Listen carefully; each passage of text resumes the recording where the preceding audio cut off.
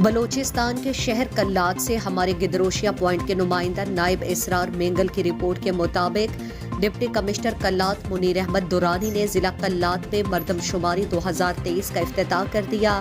Deputy commissioner Kalat Munir Ahmad دورانی نے municipal committee Kalat میں ڈور marking کر کے ضلع کلات میں مردم شماری کا افتتاح کر دیا۔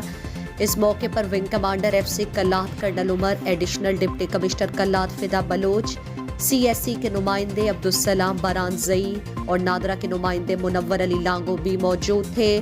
ڈپٹی کمشنر نے کہا کہ کلات کے عوام مردم شماری کو قومی فریضہ سمجھ کر اس میں بڑھ چڑھ کر حصہ لیں اور مردم شماری ٹیم سے بھرپور تعاون کریں تاکہ حالیہ مردم شماری کامیابی کے ساتھ جاری رہے۔